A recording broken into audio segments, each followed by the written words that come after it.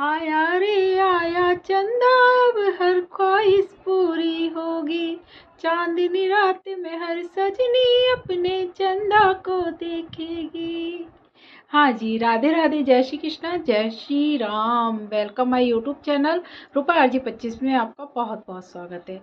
अब इस बार फिर कन्फ्यूजन हो गया।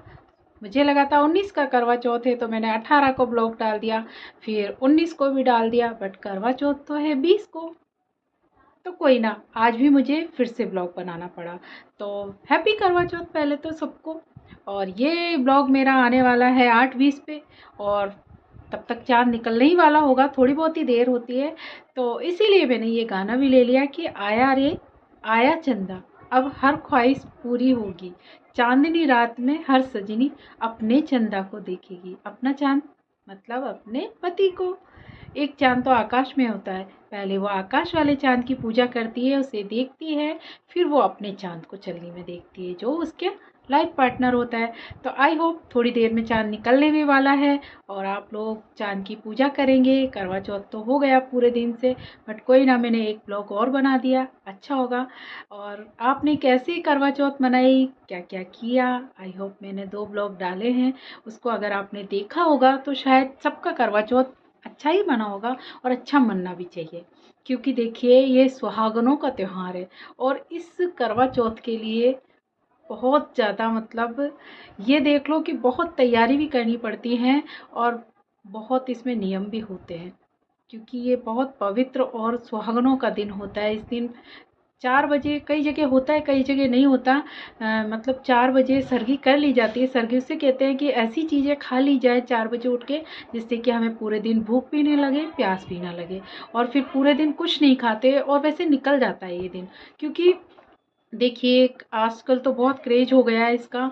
सब लोग पार्लर में जाते हैं, मेहंदी तो एक दिन पहले ही लगाते हैं, और रेडी होते हैं, खाना वगैरह बनता है, और कुछ लोग बाहर घूमने भी चले जाते हैं कि ठीक है चलो व्रत है तो घूमने चलते हैं, टाइम पास हो जाएगा, और अपने आप को बिजी रखते हैं। और आजकल तो देखिए टाइम यूं ही निकल जाता है, पता भी नहीं पड़ता। क्योंकि पहले तो ये था, ना टीवी थी ना मोबाइल थे। आजकल तो इतना है कि रील्स बनाने बैठ जाओ, वीडियो बनाने बैठ जाओ, ब्लॉग बनाने बैठ जाओ, पता ही नहीं चलेगा कि कब करवा चौथ निकल गया। और आपका भी ऐसे ही निकला होगा। बहुत रीलें आ रही हैं करवा चौथ पे, मैंने तो नहीं बनाई, क्योंकि बना देते हैं फिर वही कमेंट्स आते हैं कि आपकी शादी हो गई, कि ये हो गया वो हो गया। तो मैंने नहीं बनाया, मतलब रील्स नहीं बनाई। बाकी ब्लॉग मैं बना रही हूँ सबका, 3 ब्लॉग बना चुकी हूँ, आज ये तीसरा है करवा चौथ स्पेशल। तो आई होप सबकी करवा चौथ अच्छी हो, अच्छे से मन जाए। मन नहीं गई अब तो समझ लो 8:20 पे मेरा ब्लॉग आ रहा है, 9 बजे तक चाँद निकल जाता है करवा चौथ का। करवा चौथ का चाँद निकलेगा, आप इसकी पूजा करेंगे, फिर खाना पानी पिलाते हैं, पानी पिएंगे, खाना खाएंगे, और फिर तो करवा चौथ ही है हर दिन अगर माने तो। और मैं ये कहूँगी कि ठीक है, आपका करवा चौथ निकल गया, अब दिवाली आ रही है, तो दिवाली को भी आप वैसे ही रहें। कोई लड़ाई झगड़ा नहीं, कोई मतलब ऐसा नहीं, मिलकर काम करिए।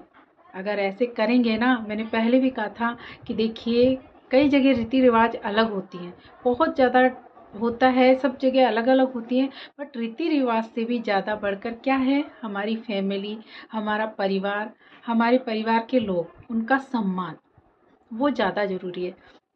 ये मैं उन नई नवेली दुल्हनों से कहना चाहूँगी जो नए घर में आई हैं और उन्हें आदत नहीं रहती है इस टाइप की, तो थोड़ा थोड़ा सुधार कर लें। ये उनका माँ का है कि माँ पहले ही कह के भेजे, देखो बेटा अब तक जो भी किया।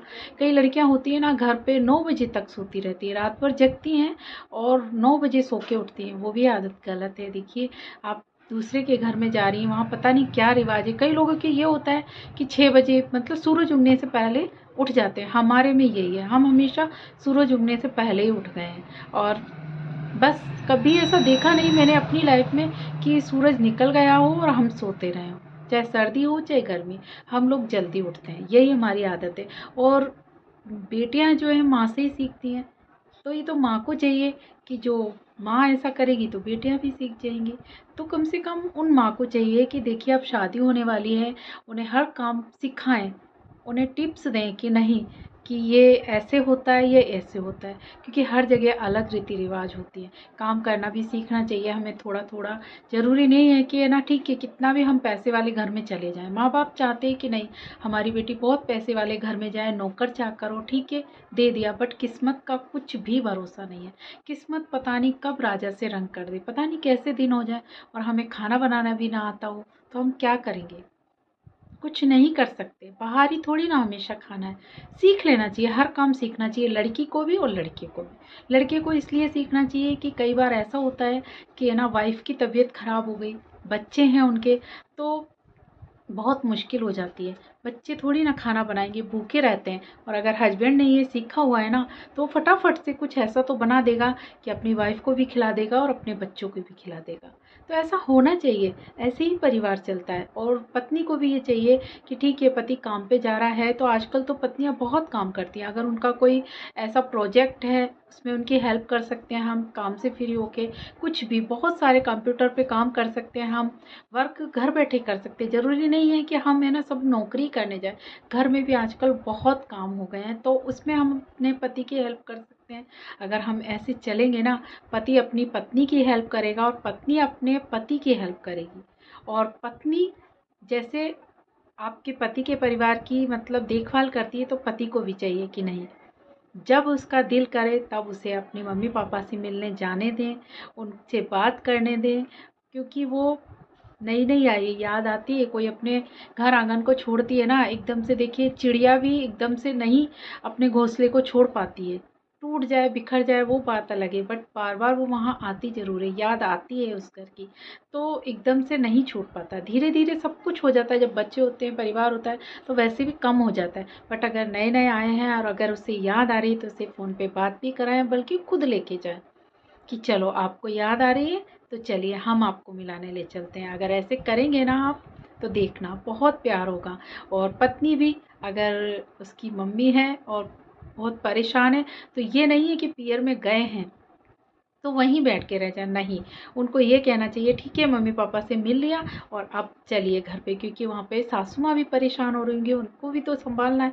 ये कह के आप भी वापस आएंगे ना, फिर देखना आपके पति का प्यार आपके लिए और आपके सास ससुर का और आपके ससुराल वालों का कितना बढ़ता है। क्योंकि हम लड़के झगड़ के कुछ भी नहीं कर सकते, प्यार दिखा, कोई लड़ रहा है ना उसको भी एक बार है ना प्यार से समझाने की ज़रूरत ही नहीं है। सुन लीजिए, अगर कोई कुछ कह रहा है तो सुनते रहिए, मुस्कुराते रहिए, कोई बात नहीं, आप बड़े हैं कह दिया। फिर कोई पागल नहीं है बार बार आपको डांटे जाएगा, आपको है ना चिल्लाया जाएगा, कोई नहीं करता। बात वहाँ बढ़ती है जहाँ वो एक कहता है तुम दो कहते हैं, बहस बढ़ती है। तो ऐसा तो करना ही नहीं है, परिवार को संभालना है।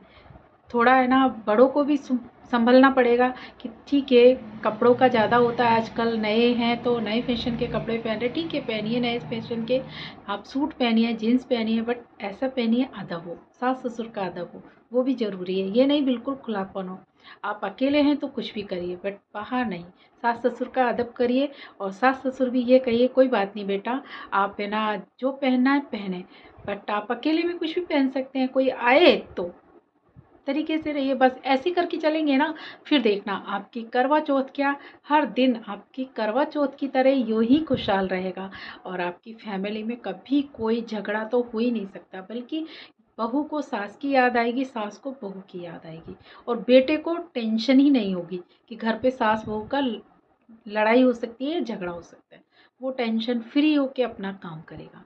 तो आई होप करवा चौथ का ही था ब्लॉग तो, बट करवा चौथ अब निकलने वाली है तो मैंने थोड़ा सा परिवार का भी मैटर ले लिया है इसमें ब्लॉग में।